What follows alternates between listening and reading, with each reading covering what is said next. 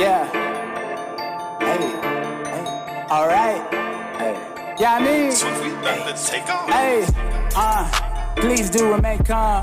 About to run against it and with a little bit of soul, no time. Welcome to Please Remain Calm. I'm Ben Gonzalez. And I am Daniel Gonzalez. Listen, as always, folks, the opinions that are expressed here on the Please Remain Calm podcast are our own.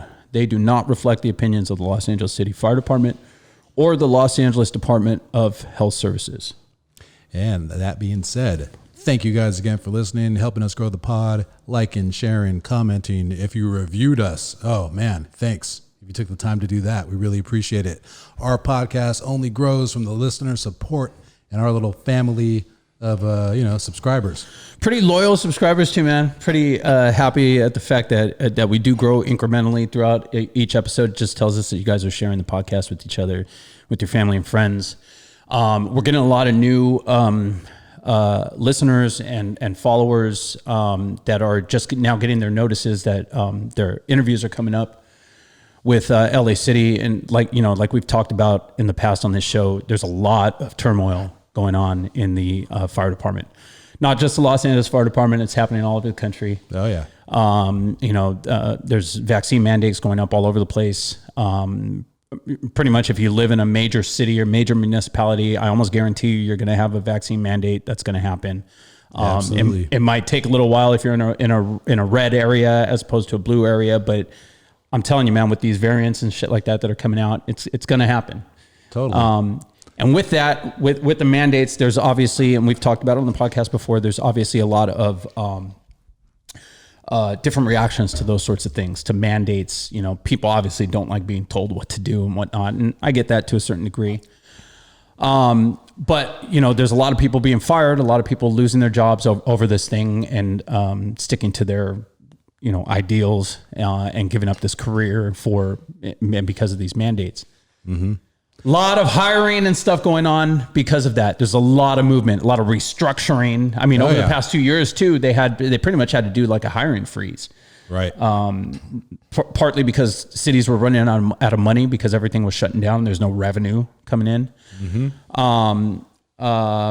And just the nature of our job as a whole, and the fact that we live together, the fact that we go into people's homes and stuff like that, it was almost like, hold on, let's stick with these people that we have here. Let's put a pause on everything, get this under control, and then we'll start up normal operations again. Right. So what we're saying is the turmoil has led to turnover, and now there's a lot of job opportunities out there, and it's a good time to go to get hired.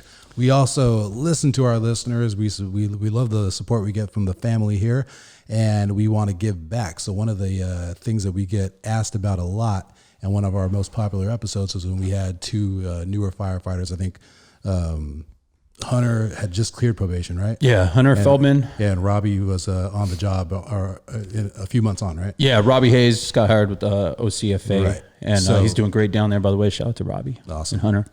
So we had those two guys come on and talk about their process to get on the job, which is really interesting. And we've also shared our own process, our own paths to trying to get hired as well, what our interviews were like, what we went through. And we've been getting asked a lot about some more details on that and to get back into maybe another specific interview and hiring process episode.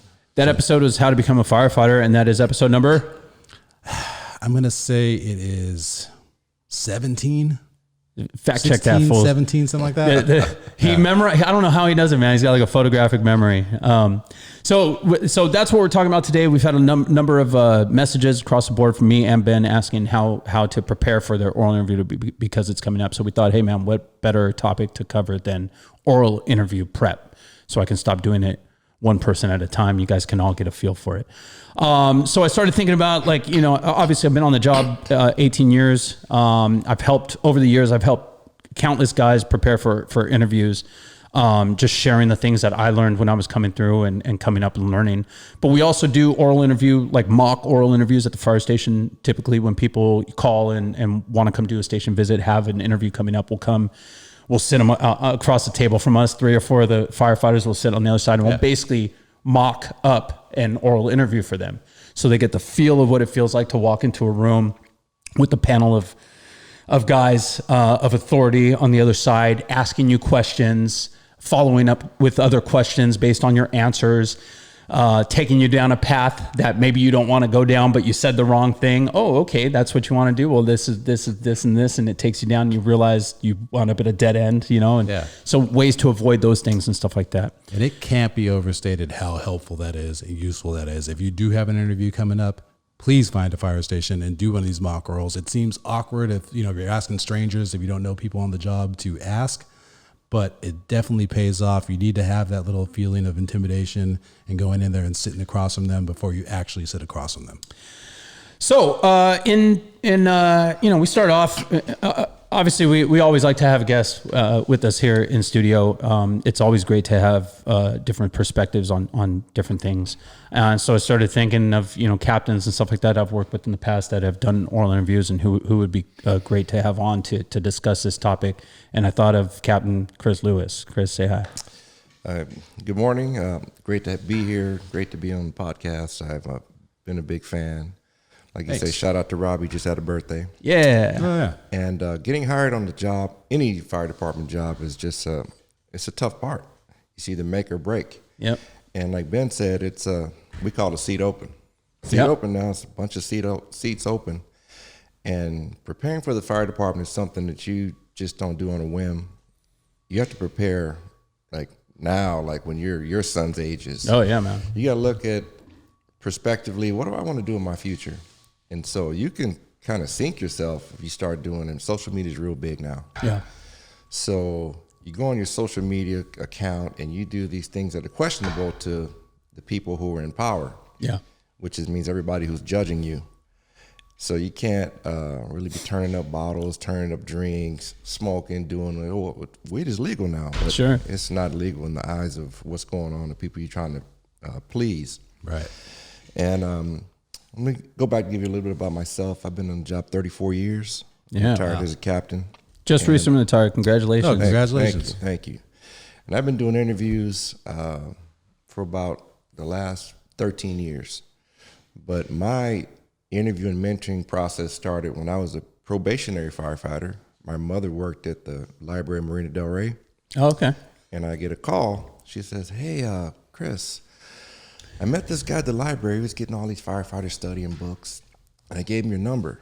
I said, oh, okay. Here I'm struggling, trying to get through probation, this and that. Yeah. And then Right. Thanks, Mom. one of your Venice brothers, Tony Gamboa, calls me up. Oh, okay, yeah. He said, hey, sir, I'm Anthony Gamboa. I met your mother. Former union president. So we've been friends ever since then, but I just gave him the little spiel that I knew, a little piece that I knew, because I didn't come from a firefighter family. No one I knew in my immediate circle was ever a public servant. Yeah. Okay. So I was the first one to go out on a limb and do it. What just to break in real quick, what caused you to do that if you weren't really exposed to it like that? Well, I used to snow ski a lot. Yeah. And Chief Roy Harvey retired. He used to have these ski trips. To turn around, we go meet in Culver City. We roll out to Mammoth. Friday night, we get there Saturday, Sunday. We ski Saturday and Sunday, come back Sunday night. So they're doing this, and I'm looking around, and this Addison Bradine and, Bassanio Peters, these guys, all these firefighters are going on all these ski trips. Yeah. So I meet these guys, and just you're just friends with Harvey? I wasn't even friends. I was friends with someone who knew about the ski trip. Gotcha. Okay. And this is how I met all of them. Okay. Wow. So this is maybe a couple years, year and a half, and then I meet a guy I grew up with. His name is Anderson Mackey. He's like a deputy chief or a battalion chief for LA County. Yeah. We said, hey, we're going to take this firefighter test. I said, oh, okay. So we went and we took it. I put in my interest card, which is actually like a little over a 3x5 card. Yeah. That I put in Fire Station 64. And I got called about 6 months later. And we took this test at Hollywood High School. It was wrapping around the buildings. We took this regular comprehension test. Anderson Mackey, he hurt his knee, so he couldn't continue with the process. So he went on to LA County and got hired a year later. And I see battalion division chief, assistant chief or something. Sure, yeah. He's a real good dude.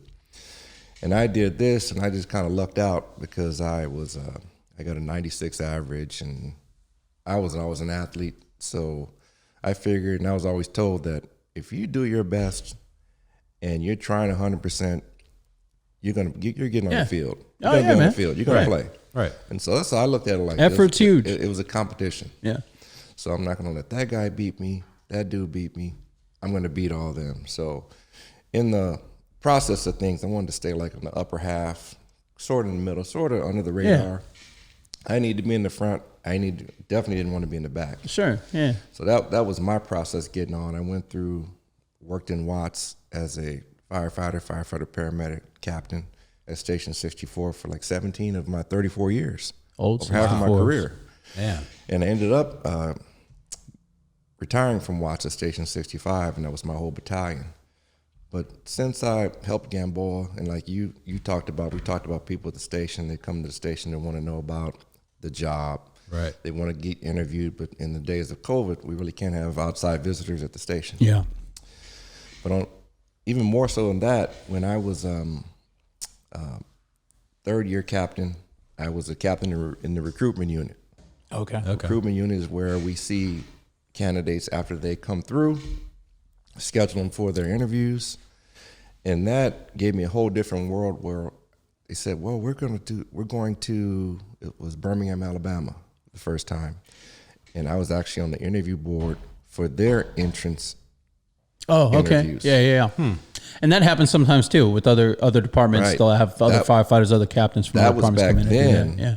And since then, like the last 5 years, I sit on interview and promotional panels all across the country. Yeah. I mean, this year alone, I've been to Portland, Baltimore, Nashville. Wow. And I just got back from Columbus, Georgia. And these are entrance level, or are you doing chiefs, captains, stuff like These that? were captain promotion, Yeah. lieutenant and captain promotion. But seeing how other departments promote, Sure. seeing how other departments hire is a couple of things that are going to just ring true to our process. Okay. And that's the entrance process. And as I said before, it starts early. You can't sink yourself. Yeah. You gotta live like kind of a cool, mellow life. You can be outgoing in sports, outgoing in something else, but as far as the stuff that's kind of questionable, Yeah. the weed and the drinking and the accidents and tickets and stuff, girlfriends, all that stuff, crazy girlfriends, Yeah. getting lawsuits. And that's key, I think, these days, man, because that wasn't an issue when you and I got hired. The big thing now that really sinks a lot of the candidates is social media, Yeah. drinking, driving, and job conflicts. No one wants to hire a potential problem. Yeah. So when you're asked about your past jobs, hey, you ever had a conflict with somebody at work? Okay. And I've told everybody across the country, I'm not saying lie. Yeah. I'm saying present the best Daniel Gonzalez Yeah. you can present. The best version of you. Yeah. The best version to the older guys and girls that say, look, it's 1:55 in the morning. This club is closing at 2. There's a girl over there. Are you going to tell her some of the questionable stuff you've done, or are you just going to give her the best version of yourself right now? Yeah. Close this deal. Yeah. Right. So Get these cliff notes. So older people, I tell these, you got to give me the best version of yourself. And a lot of people, they want to be ultra, I'm going to be honest. I'm just going to be honest. Sure. Yeah, man. No. Yeah. Now, when your father got on the job, when I got on the job 34 years ago, it was a thing where, you have sons. Look, son, just be honest with me. Yeah. Be honest with me, and I can help you from there. When I got on the job, it was like that too. Look, son, just be honest. Be 100% honest, and they'll respect you more for that. Yeah. Nowadays, they might respect you more, but you're not getting hired. Yeah. Yeah. You don't have to lie, but you present the best version. You give the best version of that story. And there may be other departments that do polygraph testing. We don't do that because we have too many candidates to get through. Yeah. Right. So we can't polygraph everyone. Couldn't I'm sure possibly, if yeah. someone's real, well, he may have been a drive-by, he may have been in this. If they really want you, but you have something questionable, then they probably will polygraph you. Yeah. They polygraphed me back then. Oh, really? Oh, I didn't know that. It was like a one flew over the cuckoo's nest, like big old room with these little bitty rooms, and had these Geiger counter things looking like this. You get all, you're All strapped Really? up, huh? It was surreal, but No shit. I didn't have anything to hide. Yeah. I didn't do a lot of good stuff or bad stuff growing up in Watts. I think that's just to break in 1 minute. I think that's a key point that you're making though, man, is that in this day and age, everything you do, not only just on your social media and stuff, but everything you do is recorded. Mm-hmm. I mean, you might have your image or a video of you out on the internet that isn't even your video, that somebody else took of you doing something and you're tagged in it. And when, whoever does a search for your social media and stuff like that for your interview, Googles your name and it comes up, oh shit, here's this thing that you're tagged in. So not only is it important, especially if you're making the decision to get on the job, it not only is it important to make sure that your social media is clean, and that there's nothing questionable on there that you can, it's also a good idea to start trying to live your life a little bit more clean. Don't allow yourself to get into situations where you might get caught on a camera doing something that you shouldn't. Don't allow yourself to get so drunk that you're stumbling and falling outside of the club and there's video of you, that goes viral, falling out into the street or something like that. Because you might not have hurt somebody, you might not have gotten in the car and drove, but it is a view inside your character, I guess, basically. It's a glimpse of your character. That's one of the biggest pitfalls for younger members because everyone has a cell phone now. Yeah. Homeless guys have phones now. Oh, yeah. Everything's being posted. And I remember hearing a horror story when I was younger on the job, no social media, but we heard a story of a guy that got in trouble because he didn't stop at a traffic accident. And, people put the firefighter stickers on the back. Mm-hmm. Somebody saw this member with the firefighter sticker on the back that kind of looked at a traffic accident or somewhere they could have helped and didn't. Mm. That could have been his girlfriend, wife, mom, brother, sister, but it was him. And someone put his license plate in, this and that. Ah, man. Yep. And I think he got in trouble. Yeah, I don't know if he got in gravest trouble, but he got in trouble. This is pre-social media. And I just imagine if you got 5 phones seeing this firefighter sticker with this, nice big truck drive by this accident. Because you guys all know that once you're a firefighter for life. Yeah. You got a duty to act. I don't get to choose what happens next door. Well, my next door neighbor's a firefighter. He didn't help. Yeah. And it's not going to be like that. Yeah. Yeah. So, like I said, the things that sink these guys and girls are what they did in the past. But that's not the end all be all. If you do something in your past that's so bad, and DUI is one of the worst ones. Sure. DUI, reckless driving, that's one of the worst ones. Domestic violence is something else different, but let's start with DUI. Either DUI, reckless wet, or open container. These are things that you hopefully can write off as being young and making poor decisions. Yeah. From that point to where you're potentially going to get an interview, there are a bunch of different things that can happen. You can say, well, I'm not drinking again. I'm going to volunteer at the YMCA. Yeah. I'm going to be a coach. I'm going to volunteer my time somewhere. You have to show me on the interview panel that you've done X, Y, and Z to distance yourself from that. You're event. actively pushing that away, pushing Changing away your from life. that person that you were. Like time and distance is one thing, but when you're actively, like you said, actively pursuing to get away from that, Sure. I can look at that and I can look at the personnel person.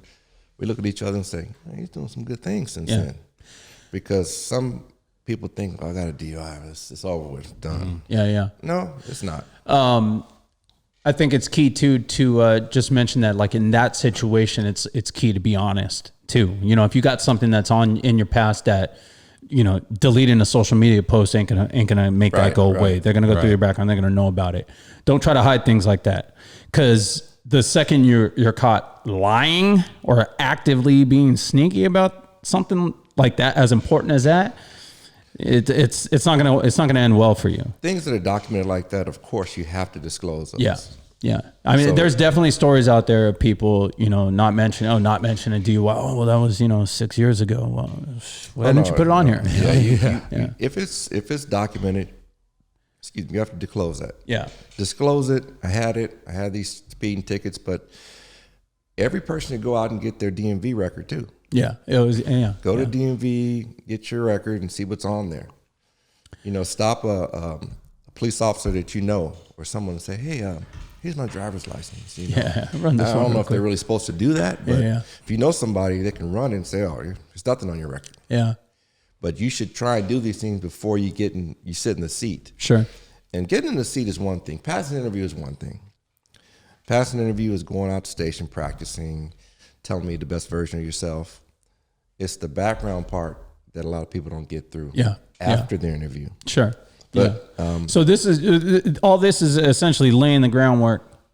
Number one, so you can be comfortable in the interview and not have to worry about something coming up behind you and slapping you on the back of the head. But then also setting yourself up for success when you go through your background investigation. Yes. Let's start getting into actual interviews. Because that's the main question that I'm getting. And typically I go, and the whole reason we're doing this, man, is I get people hitting me up all the time. You know, I've been active on social media for years, fire department related social media, and I run the 63s page. So I'm constantly getting people, a lot of people that listen to the show are up and coming, you know, and are interested in all this stuff. And so I'm constantly getting people, hey man, I got, you know, I had my written test, you know, oh, I passed my written test. I'm waiting for an interview. And so I've got right now, literally in the past week, I've had 6 people hit me up. Hey, I got an interview coming up in February. Is there any way I could come by, do an oral?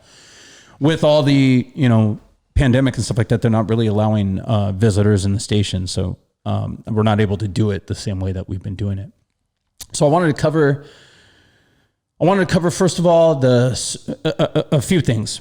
Before you get into the room, and I'm going to cover all this stuff. I want to cover all the stuff that I was taught for in-person interviews as well, because this ain't going to last. This Zoom stuff and stuff like that. It's not going to be forever. So I want to get that information out, and then we'll touch on the difference between those in-person interviews and what's happening now, because they're doing Zoom interviews now. Wow. And I didn't even realize that, dude. I didn't know either. Till last night. Crazy. Steven's wife, Katie, got her interview date coming up. She just had a baby like on the 1st of December. Oh, good for her. But she hit me up in February 2nd. She's got one coming up, and she goes, yeah, it's happening over Zoom. And I was like, oh shit. I didn't even realize they were doing them on crazy. Zoom. But luckily Chris has been doing some Zoom interviews. I spoke to another captain last night that's done a few. So we got some pointers on those too. When I first, and the real like message that brought this up is back in that episode that we were talking about, the how to become a firefighter episode. We talked about Captain Scott Campos, who's a chief now, was one of the first captains that I ever went to interview prep. He was a Captain 1 in 68s at the time. We went to a few before him, but he was the first one that really changed our opening and our whole approach. My entire interview was based on my meeting with Campos. Yes. I had met with Captain Gonzalez at 10s before that, and we had gone over a list of questions, which is an interesting story too that I'll get to. But Campos is really the one that broke down before what you do when you walk in the door. How do you sit properly in that seat? How do you project yourself properly? How do you answer these questions and start with the answer here? Make sure you look everybody, you know, all those pointers that were tumbling in my brain when I got into that room. So I'll just start off with what I have, and feel free to jump in with anything you guys say. So when I got hired, you got an interview date, and you showed up there and you presented yourself the best possible version of yourself that you could. You got a nice new suit. You got a haircut, 2 days before, so it didn't look fresh. You didn't have little razor marks on your head. You came in clean shaven, and you looked very, very presentable. And you kept in mind that the fire department, this is one thing that I was told, the fire department is a very conservative organization still to this day. It has evidence by everything that's going on. Yeah. That being said, style is what style is, right? That your style needs to go out the fucking window when you're talking about coming in for an oral interview. You want to have on a neutral colored suit, a black or a blue suit, dark blue suit, a white shirt, and a paisley tie or a striped tie. Something simple, a power tie. Yeah, a corporate tie. Nothing crazy, no crazy designs on it. You don't want a fuchsia suit, with a black shirt and a crazy. You're not trying to look as pimp and as dope as you can going into these interviews, man. You're going for what is a conservative job and you're sitting across from what is most likely some pretty conservative people. And no matter what your personality, I've got a big personality too, man. You got to tone that down. You got to come in and look the part. Okay. That's step number one, because first things first, man, first impressions are fucking everything in life, but especially in this, man. First impressions are everything. It's going to set the tone for how your interview goes, in my opinion. And in that, we talked about, even before you get into the interview, because you come in, you check in with the girl at the desk. Hi, I'm here for my interview. Okay, great. What's your name? Okay, check you in. Go ahead and have a seat over here in the waiting room, and Captain will be out to get you in a minute. Okay, great. Lesson number one: what do you do in that waiting room? Right. When I walked in, there's a couple people sitting on the couch. There's a couple Grapevine magazines lined up there. One guy's flipping through a Grapevine. Another guy was just sitting there on the couch.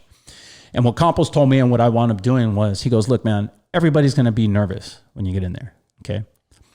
They're going to tell you to go sit down. Everyone's going to sit down. And when you're nervous and sitting, you tend to hunch over, or you'll fidget, or you'll do something, flip through a magazine or something. You're doing something fidgety.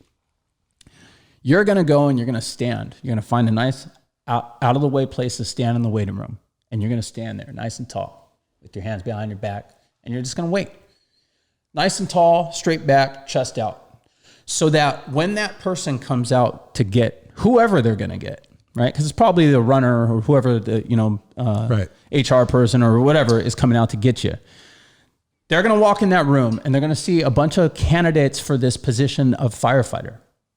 And if you're the only one standing there, nice and tall, like you're ready to go at not attention, but standing there, presentable, ready to go in your nice suit, ready to go, the best version of yourself, and everyone else is sitting down and you're the one standing up there, you're making that first impression. Even if it's not your first impression, she's coming out to talk to Joe Blow. Totally. Oh shit, who's this guy over here? Okay, cool. Also, if this sounds crazy to you, if you're listening, there is a way to stand. And guys who are going through Fire Academy, coming up through the process, we're explorers, they know exactly what Danny's talking about. There's a way to stand where you look like you want the job. Yeah, you want to be there in parade rest, basically, off to the side, ready to go. I'm laughing and smiling because I can just imagine a whole waiting room with 20 chairs with 10 guys standing up. Yeah, exactly. Right. Hey, but at least, all right, we got a good group of candidates go-getters. Cool. Yep. Hey, we got a good group in there today, boys. And even that little comment, because it's three people, sometimes on the other side of that table, maybe a couple rooms going with crews like that going, right? If you go out to get the first person and she comes back and she goes, it looks like we got a good group of guys out there today. That's planting the seed in everybody in their's brain. All right. We got good guys coming in today. Now, if she comes out there and a bunch of dudes that, their shirts are untucked, their suits are wrinkled, they're laughing and scratching, they're bullshitting, we got some jokers out there today, boys. It's going to be a long day, right? What you said is exactly right for how it used to be. Yeah. We're going to get into Zoom too, but what you said is exactly right, because an HR person will go out to the lobby, and it's fairly city when we hire. Sure. Right. But then in that lobby is going to be police officers, sanitation workers, dog catchers. Right. They're all interviewing for something. Right. So when me as a captain, when I would go to the restroom, I'd walk through this same exact waiting room. And I look around, I see some people who are looking really sharp, and then I see some others like, man, I hope that dude isn't taking the firefighter exam. Yeah. So she sees them, or whoever their HR person is, they walk out to the lobby, say their name, Danny Gonzalez, you're already standing. Sir, this is your fire interview. Ready? All right, just relax. We're going to walk back here to this room. When you walk through the door, the way that what Ben said about your stance, your posture, the way you walk, it's all a big show to show us that you're ready and you're really meaning you want this job. Sure. So you walk in, you're real confident. You look me in the eye. I stand up. You give me a nice, firm handshake. Mm-hmm. Nice and firm. Look me right in the eye. Like we tell our sons, look that man in the eye. Look him in the eye when you talk to him. So you look us in the eye. We sit down. You sit down. And that's it. That's how it starts. But even before that, you better be there about 45 minutes or an hour before your interview. Sure. Yeah. Because people try to run late and say, no. And I'm glad you brought that up, man. The most important interview you're ever going to take in your life. I mean, if you've been actively trying to go after this job, it's the most important day that you're going to have. It's going to set the tone for the entire, how fast you get hired, if you're going to get hired. don't play with that interview, man. Okay. Give yourself enough time. Don't mess around being late. My first interview that I ever had when I was 18, I didn't have anything on my resume or anything, right? Interview's coming up. Give the address. I look up the address in Thomas Guide, right? Because we didn't have cell phones. Right. And San Pedro. I'm like, San Pedro? Why would they be doing the interviews in San Pedro, right? Well, it is part of the city, you know what I'm saying? But I guess I'm doing it. So I started driving down to San Pedro, man. It wasn't until like a half an hour, I'm like, God, this does not make any sense. I called somebody else and like, no, man, it's that address, but it's a downtown address. And I'm like, son of a bitch.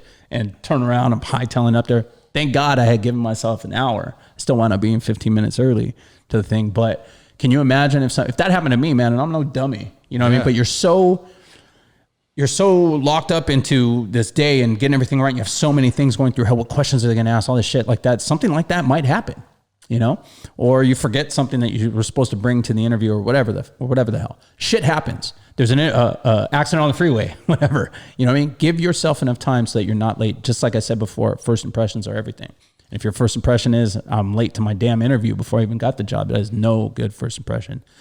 One other thing I want to mention that was told to me that I did and I still tell people to do every day is when you walk in that door, right? When you walk through a door, the door jamb is obviously smaller, shorter than the height of the ceiling, right? It's an enclosed, almost a frame for you as you walk through the door. Pause for just a second in that door and stand up nice and straight.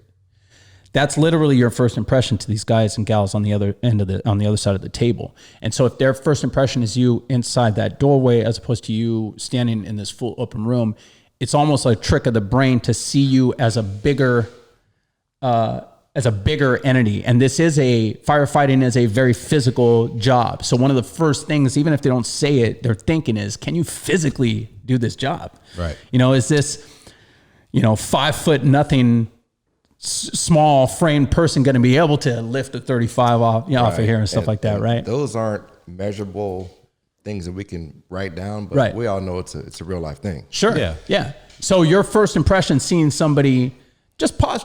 I'm not saying stand there and let them take a picture of you. Just pause for a second and stand up just a tiny bit taller. Let them get that first impression of you. Okay, you could probably do this job. Then you come in and just like Silu said, it's still part of your first impression, man. You got 3 people in front of you. Make sure that when they introduce yourself, first of all, try to remember their names. I'm pretty sure they have a name card in front of them, so you have their names. But look them straight in the eye. Give them a nice firm handshake. Allow them to release the handshake first. You know what I mean? Right off. Don't try to kill their hand or anything, but a nice firm handshake. It's a pleasure to meet you. It's a pleasure to meet you. Don't ask a question. How you doing, sir? How you doing? It's a pleasure to meet you. It's an honor to meet you, whatever your statement is, but something firm, and make sure you give each person their own individual greeting like that. And people don't realize, you mentioned it earlier, you guys both knew about the dark suit, white shirt, sure, nice, crisp, not real loud tie, power tie, striped tie, paisley tie, whatever. That makes a whole lot of difference when you come in. Looking sharp, get a suit, rent a suit, borrow a suit. Have one that fits, but sometimes you're just wearing a sport coat and slacks. It just doesn't give the same vibe as you're set with the suit. Sure. And in this day and age of different hairstyles, knotty dreads, you want to do whatever you want to do, you got to remember that you're trying to make us on this side of the table, we're trying to look at you and say, I'm saying this in my mind, can I imagine that dude on my fire engine? Yeah. Can I imagine him on my fire truck? How would he look in the drill tower, looking the way he looks right now? You want to give him that impression like, I'm ready, sir, ma'am, I'm ready. This is how I'm ready to go. You could put me in tomorrow, and I'm ready. You may choose to keep your beard. You may choose to keep your mustache, but that's not going to happen in the drill tower. So I like the impression of how you look clean shaven, fresh haircut. That gives me more of an opportunity to look and see how you would look working for us. That probably holds true with any department. But a lot of people, and sometimes when you look at somebody, say, well, maybe they're an actor or something. Maybe he's in a sitcom. Maybe he's in a soap opera and he can't shave that beard. If that was the case, I would ask. That question would come up. Sure. Yeah. But in the meantime, to make that first impression, that's what you wear. Get the haircut. look sharp, be sharp, smell good, come in and be ready to go. Now, from that transition to the actual personal interview in person, it's all Zoom now. Yeah. So you have no reason not to look sharp in your own house. Clear everything behind you. I don't want a lot of jumbled stuff going around. Yeah. It's going to be just a clean desk, a clean table. You're going to have your laptop, and we sign on, say Zoom is starting. We see your Zoom picture, and you see ours. You need to have a sharp shirt on, a tie. And I don't know if the Zoom being at your house lended people to be more comfortable. Yeah. But I'm talking about T-shirts, polo shirts. In the interviews? Yeah. Oh, man. Oh my God. That's what HM was saying yesterday too. That's Beards, insane. mustaches. And I'm looking, I'm like, because I'm at my location, the HR person is at their location, and of course candidates wherever they are. We're looking like when they leave. Are you're able to see the HR people and all that stuff on your? We see each other. So when they leave, said, "Thank you, sir. Your interview's over. Good luck. Have a good day." They sign off, and then we're talking to each other like, "What the fuck was that? Yeah. Was this dude serious about this?" Yeah. And they had the, long hair, afro, long, hair down on their shoulders, beard, goatee, not shaven. It's just not a good look. I don't know if you're serious about this or not. It's the new first impression. You know what I mean? So with this Zoom interview, window. you have your stuff on your table, nothing there, glass of water, water bottle, cup of coffee. That's it. No papers, no nothing. So you have to pick your laptop up and say, okay, give us a 360 of your room. So make sure there's no captain behind you giving you answers. Sure. You do that, set it down, now you're ready to go. Now, if you're in your own space, you should get the most comfortable chair you have, practice speaking, Zoom somewhere else, and say, well, how do I sound in the Zoom? That sound all fucked up? Or how do I sound? Yeah. Prep. Do that because now the handshakes are out. So you're already past that hurdle. Right. So we just see what you look like in your frame. So this is something you can dictate yourself. Sure. You can make or break yourself easily. And you got days, you got a week to set up and prepare for this too. I think Zoom interviews are way more easier. Yeah. Because you don't see me sweating. I don't have to walk in. Like I don't have to stand in the waiting room. Sure. All that anxiety. You can have fans going on you, keeping you cool. Yeah. But people don't think of it like that. They wait till the last minute. Sure. And they get on. The computer's all fucked up. They can't. Oh, my internet's not working. Sorry, sir. Sorry, ma'am. Hold on. It's buffering, doing this. The voice is all jacked up. So these are things you need to practice. And HM mentioned yesterday that it seemed like in some of the interviews that people were like at work, like on their lunch break at work, like there's shit going on in the background and stuff like that. Their phone up. Yeah, kind of. So I think the takeaway is just because it's a Zoom interview doesn't mean you shouldn't treat it like it's with the importance that it has. Absolutely not. You need to treat it just like it would be an in-person interview. Give yourself the day off like you would have to if you were going to the interview. Give yourself an hour of prep time and set your computer up and everything up an hour ahead of time. Make sure your internet's working. Make sure your little brother ain't playing on his PlayStation 5 that he just got, that sucks up all the Wi-Fi. Make sure your mom's got her phone turned off or whatever. If your Wi-Fi ain't good, you know what I mean? Yeah. You have the time to set all that stuff up just like you would a regular interview. That goes into a bigger today issue. Treat this like this is the best interview, best opportunity of your life, because everybody that works with us now, I still say us because I'm still a firefighter for life. Yeah. Anybody who works for us now, they told me everything that they would do if they got this job, how they would conduct themselves, what they would do, what they wanted to do. They said all that in their interview. You said all that when you took the oath of office and all that. Now we have people this is my own personal stuff now. I don't care about what I said. Sure, yeah. That was then. I got the job now. I don't have to adhere to any of that. And that's the thing now, that you're going to be who you are. So if that's the person that you're going to portray in that interview, be that person for the rest of your career. Sure, yeah. Don't just fake the funk just to get on the job. Yeah. Because you're going to expose yourselves. Yeah. Keep that same energy. We got about 800 people exposing themselves right now on our job. Yeah. Don't be that person. Be that person in the interview. So when I see you a year or two from now, I said, hey, sir, you interviewed me. I said, hey, you doing good, man? How you doing?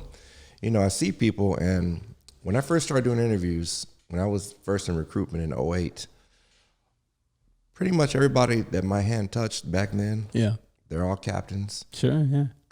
One's chief, they're engineers. They are promoted through the ranks. Right. And I like to have a good feeling that I had a hand in selecting these individuals. Sure. The leaders of the department now. That became good, good men, good women. So it's different to see people now that we work with that made that commitment. Right. This is going to be this is the most important day of my life, this interview. Yeah. I would like to think that, the Hunters and the Robbies, they did that back then. Yeah. Right. I did that. You did that. Yeah. You're But prepped. a lot of people aren't doing that because one of the new things now, and I got to say, if you knew what generation is now, X, Y, Z, what is it now? Who the hell knows? You generational people, this isn't a job where you can just say, fuck, I'll just get another job. Yeah. Let me see where you're going to get another 6-figure job with a high school diploma. Yeah.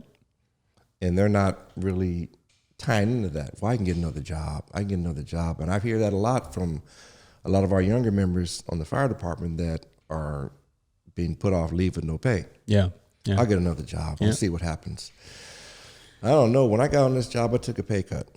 Starting salary is $27,000 a year. Yeah. I took a pay cut from when I was working fixing copy machines with Xerox. But I was a supervisor. I had a condo. I thought that was going to be put in jeopardy. I said, man, I'm not making any money now. Yeah. I wasn't balling out of control in my 20s, but I thought that, 40, 50,000 was good for where I was. Sure, yeah. I go down to 27. Oh, that's a hit, man. I was like, And then I met some older guys, probably about your dad's age. Yeah. Say, don't worry, kid. Work Stick a couple with it. side days, you'll be fine. Yeah. 'Cause I didn't know you could work any day you wanted to. Sure, yeah. Like I said, I didn't come from a fire background. So these guys and girls with these jobs now that they're interviewing for now, if you think it's that precious that you're going to go to a fire station, talk to some people you never knew, work out this hard, get in the best shape of your life, if you're going to do all that, don't just look at this as just a job. Yeah. This is a career. Yeah. Give it the respect it deserves for sure. And the fact that it's a Zoom interview these days shouldn't change that perspective at all. Not at all. I want to get into the actual interview portion of it. When you first get in and you sit down, you do all these things, you meet and greet, and we'll talk about it in person again. With the way you sit in the chair too is important, man. If you get in your body language, if you get in and you sit down and you're hunched over like this and you're sitting, they ask you a question, and every question you're kind of putting your head down, and you're talking down because you're not looking everybody in the eye. All that stuff, it exudes out of you that you don't have confidence in yourself and in what you're saying. And one of the things that you need to have in this thing is confidence in your skills. Yes. We do some shit that's scary. I mean, there's no two ways about it, man. It's scary as fuck. And if you don't have the confidence that you put in the work to learn how to do this skill properly, to learn how to, recognize fire behavior properly, recognize how to climb this ladder properly, how to put it up properly, all that stuff, it could be a very dangerous or deadly job. So in interviewing for the job, that's something that the interviewer is going to look for, man. Does this guy exude the confidence that a firefighter needs to be able to do this job correctly? And so, the chairs that they would have us sit in are not much unlike this, four legs in the back. I mean, just a basic ass chair with a couple of armrests. And so you want to pull that chair up to a position where you're just about where I'm at, almost at the table. You don't want to be right up on the table with your arms up on the table, all in their face. You want to be sat back a little bit, but you want to scoot your ass all the way back in that seat so that your back is straight up and down. Keep a good posture. And I always hooked my foot in that front leg. And all that did for me was if I started to slouch or wiggle around, it just dug that thing into my shin and reminded me, okay, I gotta stay up nice and tall. And I basically sat like this my entire interview. And when a question was asked, I would start my answer with that interviewer. And as I'm answering, I would make contact with each person on that panel, winding up back at the person that asked me the question. And I would finish my answer with that person. I do that with everybody that came up. So not only are you making the first impression coming in, pause in the doorway, walk over to the seat. How you doing, sir? Yes, ma'am. It's a pleasure to meet you. Yes, sir. It's a pleasure to meet you. Go ahead and have a seat, Mr. Gonzalez. Let's start this interview. Thank you very much. Appreciate that. Sit down, get in your position, nice, comfortable position, and lock in. Okay. you're only there for 10, 15 minutes, however long the interview is going to be, 20 minutes or whatever. You'll be okay. You're going to be okay, man. Your back ain't gonna fall apart because you're sitting up straight with the good posture for 20 minutes. Okay. Keep that same energy throughout the entire interview. Okay. The first question that they're going to ask you, typically, it could be phrased in a bunch of different ways, but it's going to be a setup question for you to give your opening statement. And one of the guys that, I mentioned this in our How to Be a Firefighter episode, we went and talked to Captain Campos, and that's one of the things that he broke down for. It's kind of funny, actually, man. We got there, we started talking stuff in the front office, and they got a structure. Okay. And he goes, come on, you're coming with us. And so the person that took me there was waiting in the car outside, and here goes engine 68, and I'm in the back, and we fly by the car. I'm like, see ya, we go, and they had a little structure fire going. And on the way to the fire, he goes, all right, man. And we're, bobbing and weaving. He goes, give me your opening statement. Okay. I just met this guy, right? Mm-hmm. I probably said my opening statement twice to myself out loud. Okay. And so the first time I gave my opening statement was bouncing on the way to a fire, and they're calling out different things, and he's looking up a hydrant and all this stuff. And I'm like, holy shit. Well, sir, I wanted to be a firefighter my entire life. And I'm like, This is nuts. Right. I didn't get through the whole thing and everything, but when we got, it wound up being a nothing, little smoke scare or whatever. And we started heading back, and he goes, all right, you gave your opening statement. He goes, it's pretty good, man. He goes, and you gave that in a fucking fire engine on the way. He goes, you're only going to go up from here. So let's break down your opening statement. And he basically took it apart and gave me the outline for how my opening statement should be. And I'll give that to you guys right now. And we had opening statements already. We had already seen like 3 other captains at least. We had an idea of what to do. And Campos was like, no, don't do any of that. Get rid of that. This is what you do. I'm going to give you my opening statement. 2.5 minutes? How long? Oh, man. Something like that. About like 2 minutes maybe. Yeah. But it was just structured and outlined. It should definitely be under 2.5 minutes. Yes. If you can get your opening statement into a minute and a half, that's a beautiful thing. Okay. Well, before you start, let's explain what the opening statement is. The opening statement is the answer to whatever your first question is. Yeah. And that might be, tell me why you want to be a firefighter, young man. Or tell us what you've done to prepare for this position as firefighter. Exactly. Or it could be something as simple as, tell us a little bit about yourself. Those are all your opening statement answers. Yes. Mr. Lewis, how long have you wanted to be a firefighter? Have you ever had any experience in the firefighter world? And all of those questions, like 7, 8, 10 different ones, very easily be geared and steered directly into your pre-written, memorized opening statement. Yes. Now, keeping that in mind, you got to understand that everybody has an opening statement. Okay. Mm-hmm. Or should. Yeah, should. Right, but at this point, they better. Yeah, right. If you've prepped. So for me, when I went into my interview, and everybody knows that first question is an opening statement question. It doesn't even matter what the hell the question is, right? So when I had my interview, and I've always been a jokester, right? And I grew up around the fire department, obviously, with their dad and stuff, and I was an explorer. And so fire department humor, man, I'm locked into that shit. So when I went in there and the captain asked me, all right, sir, so why don't you tell us a little bit about yourself? Why do you want to become a firefighter? I went, well, sir, I'm really glad you asked me that question. And they laughed a little bit. I go, believe it or not, I have an answer for you. And then I went into my opening statement, right? I'm not saying everyone should try to crack a joke or anything, but for me, that just kind of it kind of put everything at ease. It made them giggle a little bit. And it was a lead in, because I really was glad they asked me that question. Yeah, it was a perfect question to ask for me to get into my oral statement. You were ready to deliver. Yeah. And it just, to me, it set the tone. And I went right into my opening statement. Now, your opening statement, the way I broke it down is I broke it down into 4 different categories. That's the Campos formula you gave us. Like 4 pillars, basically, of what you did to prepare. Pick 4 things that you have done to prepare that can bridge into the fire department. Okay. And the ones that I gave were, teamwork, physical fitness, education, God damn it. I can't remember what the work was. Experience. Or volunteering, something like that. So it was, Well, sir, I'm really glad you asked me that question. And believe it or not, I have an answer prepared for you. I've wanted to be a firefighter my entire life. My father is a 30, whatever he was, veteran of the LAFD, and I've been around this department my entire life. I've been an Explorer Scout.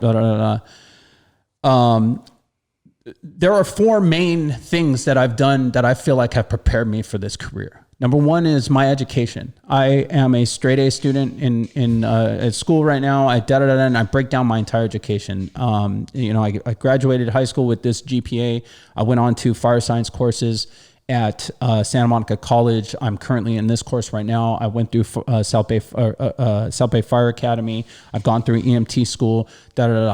And in the fire service, I know that I need all these things in my education to start me off in this career. But I also know that throughout my career, I'm going to be learning throughout my 32, 34, 35 year career. I'm going to learn how to be a captain, how to be an engineer. I might learn about helicopters. There are so many avenues that I can go on this job to learn and avenues that I can take to have a different job on this department.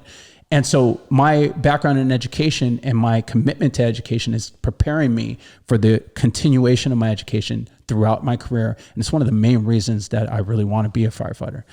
Second thing that I've done is I've always been into teamwork. I've played team sports my entire life. I played baseball and football. And as you well know, those sports only work if everyone plays their part and does their job to make the team work.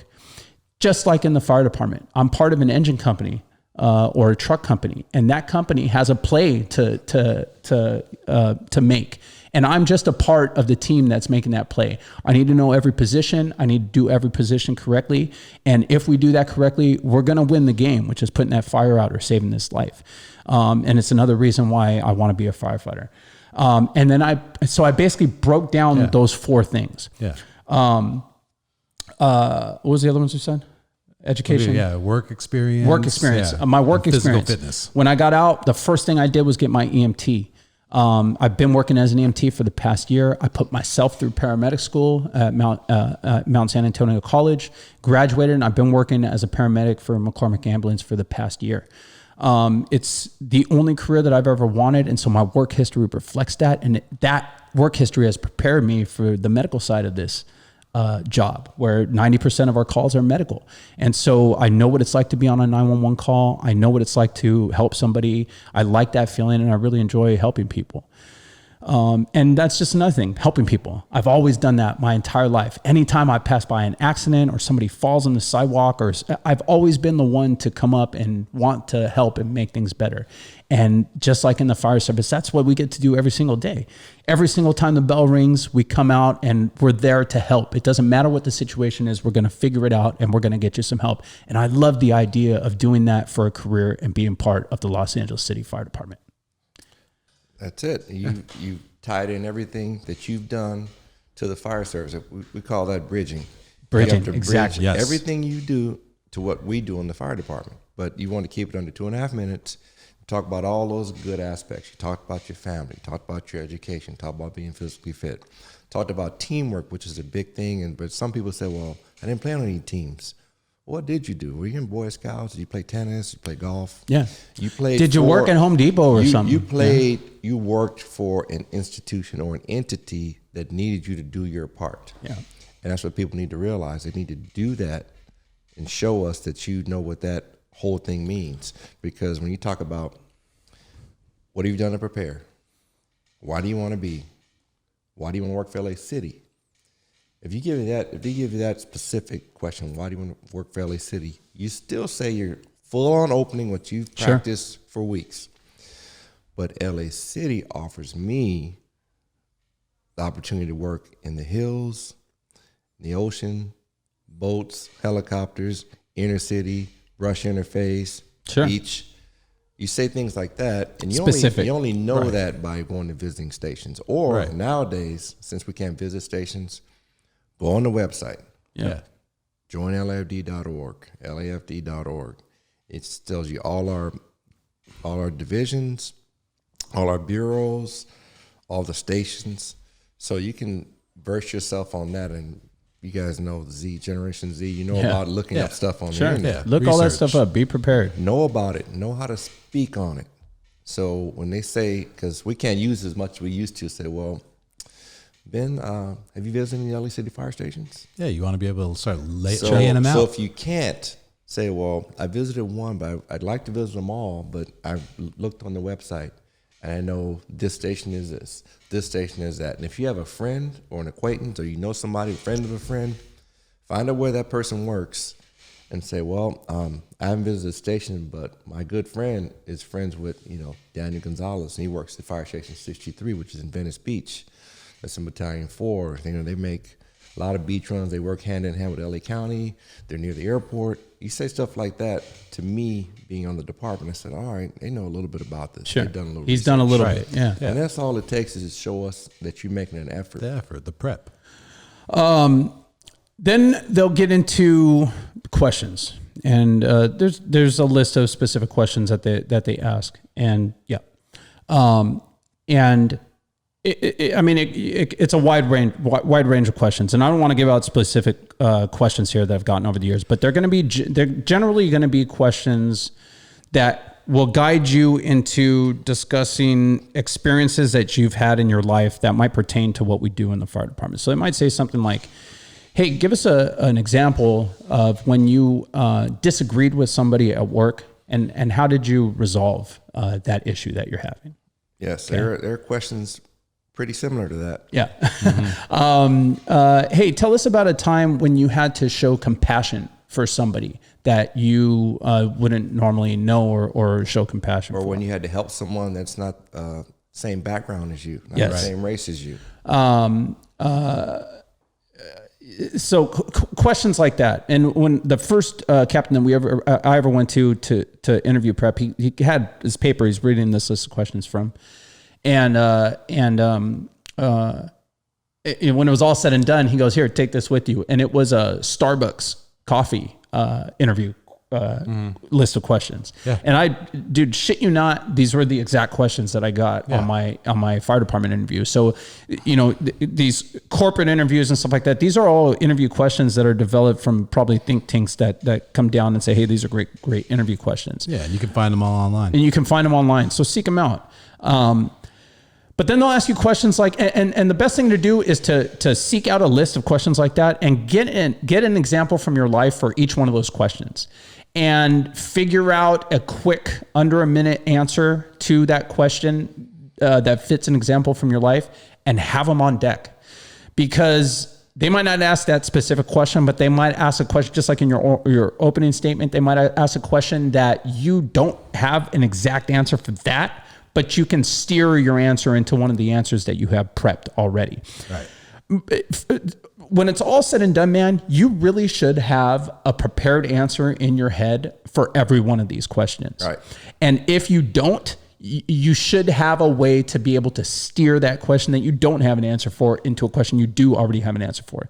Winging it, and I'll give you an example real quick because I want to get to the closing statement, and we're running out of time here, but they asked me in my interview, tell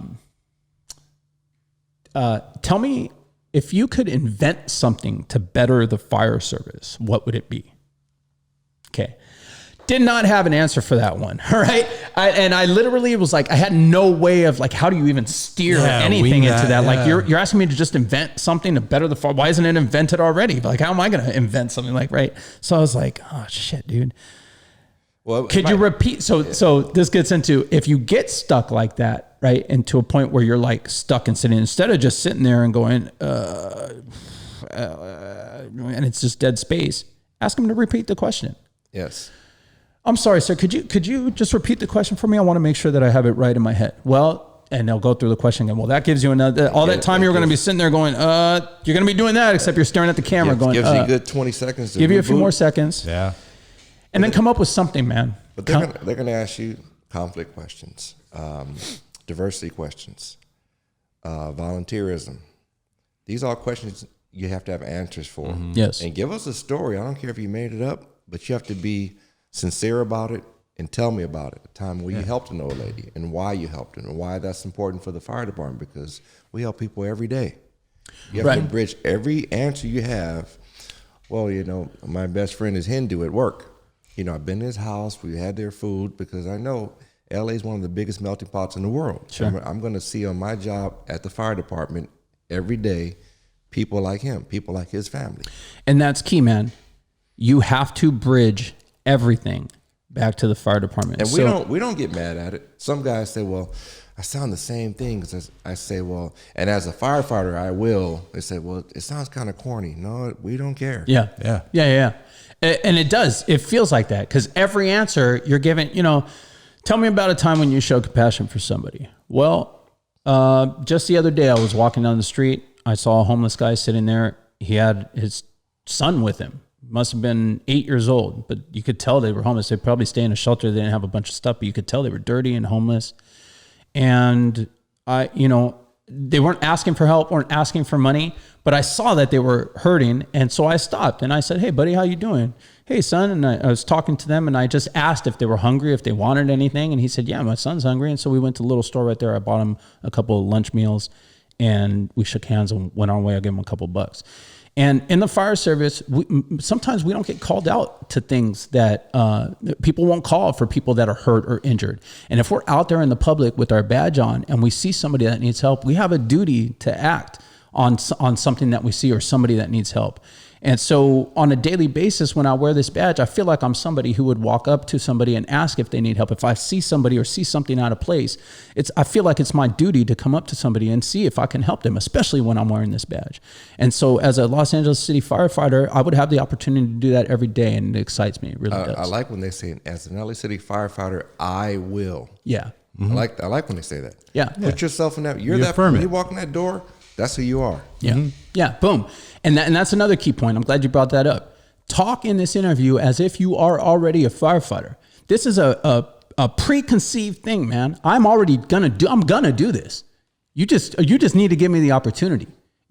That's how you need to talk. As a firefighter, I am going to, and as a firefighter, I'm going to this. I look forward to doing this on the LA City Fire Department. I speak it into reality. I mean, it's good for just your everyday life, man. Yeah, speak general. what you want into reality. But in this interview, you need to speak like you already are a firefighter. But during the interview, and you mentioned it earlier, you asked me a question.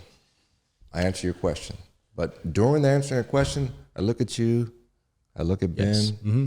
I look at you, I look at Ben, and I end it looking at you because you asked me the question. Exactly. Right. Make sure you make eye contact with, so it used to be 3, now it's only 2. Yeah. But now it's Zoom, Yeah, so yeah. you can't do it. If you ever get an in-person interview, eye contact, and then end it with the person who started. Yeah. If you're listening at home, this all seems daunting. It's supposed to be. This is not an easy interview. You got to have this stuff is on something deck. you need to prepare for. Yeah, you have to prep. Don't wait till the day before, 2 days before. Start preparing now, especially if you have a date already set. We have a few minutes left, so I want to touch on the closing statement. Before you start, let me tell you about the closing. Talk to me. Please don't ever say, you have anything else to add to this interview? Nah, I'm pretty much said it all. Yeah. No, we're going in our mind. No, you have not. Yeah. This is a time to reiterate what your high points are, and then go ahead and Yes. Yeah. Perfect. Just real quick, my point, and then we'll finish off with you, man. This is your stamp, your exclamation mark on the interview. It is the bookend. It is the final. You talk about first impressions. This is the last impression that they're going to have of you. And how you prepared for the interview and how the interview itself went is going to affect your closing statement. Because you're either going to be pumped up because you just nailed every freaking question and this is really going to be an exclamation mark, or you might be degraded and down because you jacked up every question because you didn't prepare properly, like we're telling you to do. And you'll soak into yourself and give an answer like that, and you just kind of limp out of there, and you ain't going to get a job probably. They'll ask you something like, all right, seems like the interview is over. You did a great job. Is there anything that you'd like to add? Anything that we didn't cover, or something that you want to get across that we maybe didn't cover today? Okay. And that's your opportunity to give your closing statement. Your closing statement should be written out and memorized just like your opening statement was. Okay. First, thank us both first. Yes. Yes. First things first, I want to thank you. I want to thank both you and Captain Lewis for the opportunity to interview with you today. And I just want to reiterate, I have been preparing for this career for 5 years. I've gotten the education. I've gotten physically fit. I've done the work to prepare to be an EMT. I am ready and prepared for this career right now. And I guarantee you, when you appoint me to the position of firefighter, you will not be disappointed. Thank you very much. Stand up, give your hand out there. Okay. That is it. That quick, that concise, to the point, and you initiate standing up and getting the hell out of there. They already told you your interview is done. This is your opportunity to give that stamp, and that act of going, hey, this is it, man. Thank you very much. Appreciate it. It's assertive. All right. It shows that you're that type A personality that people need to be when you're in this career. I'm a big closing statement guy. Yeah. You need to put that stamp on, like you said. You need to slam that table, like in case you weren't fucking paying attention the last 20 minutes. This is what I said. Yeah. Yeah. But it's also an opportunity if you forgot to say something that's really important. Sure. Because Throw it in, we've gone through that whole thing, and you said everything you said in your opening, but for some reason you forgot that you were a paramedic, or you didn't say it. Yeah. And you know what, Sir, Ms. Gonzalez, I'd also like to add that for the last year I've been working as a paramedic. I'm a nationally registered paramedic, and I've gone on my answer sheet and said, oh, he didn't say that earlier. Yeah. It's things that you can add to your, but you want to, if you're being physically fit is your highlight, volunteering is your highlight, life preparation is your highlight, put that stamp on there before you leave. Sure. Give us that impression like, oh, this dude wants this, he's prepared. Yeah. I just cringe when people say, no, I pretty much said everything.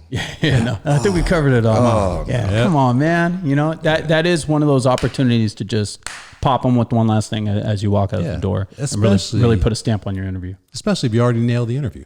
You know, what I mean? For sure. That can take away from your 100. You get that 100 in the first minute. That's why the opening being strong is so important, and the closing is just really just like a mini opening. Oh, that's it. It starts at, you're at 100 right now. Yeah.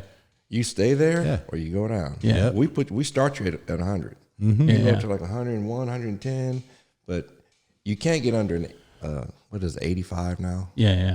I think a 90. You can't get under 90.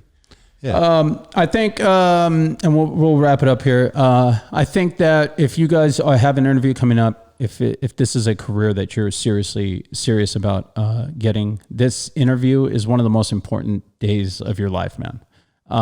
Give it the respect that it deserves. Prepare properly and prepare well for it. If you know any firefighters, call them, have this conversation with them. Go meet at a Starbucks if you can't go to the firehouse, and have a face-to-face combo. If you have guys or no guys that are willing to get on a Zoom call with you and practice a Zoom interview with you, hit me up if I've got a lot going on, but if we can squirrel away 30 minutes to do a Zoom or something like that, and I can do this for you, I'll do it. Put in the effort though. Okay. It's gonna show in your interview whether you did or did not put in the effort, and the people on the other side of that table are going to be able to see it. And it's going to be the deciding factor. It might be the deciding factor whether or not you get this job or you don't, man. It's as simple as that. These techniques hold true, not just for LA City, for all fire department interviews. You use those techniques, opening, closing, bridging. Sure. It's going to hold true, and you can get the job, but you have to be prepared for it. You have to be serious about it, and you have to be committed to it. Yeah. Beautiful. Chris, thank you so much for driving out here and doing the interview with us, man. I think we're going to help a lot of people that have interviews coming up to really get a sense of what this interview is going to be like. So I really appreciate you coming out. Get in touch with you, get in touch with me. Totally. We're good. For sure. Thank you. You want to give out your social media or anything, plug anything? My social media is Popolo1. Popolo means Black Hawaiian. It's my Instagram, and mine is all golfing, food, traveling. Yeah, perfect. No, I'm not as political as my man Danny, but I'm on there. If you want to reach out to this, it's public, it's not private. Yeah, so, man. Give him we'll tag him in all our stuff here. You guys can find me at Danny Gonzo34 on Instagram and Twitter. Follow me at Ben9Humor, Ben number 9 Humor, like Benign Humor on Instagram and Twitter. You can also follow the show at PRC Pod on Instagram and Twitter, or at PRC Podcast on TikTok, or also email us, contactprcpod@gmail.com. Thank you all for listening. We'll see you next week. Yeah. Hey. All right. Hey. Yeah, I mean. So we about to take off. Hey. Please do remain calm. About to run against it, and with a little bit of soul, no times.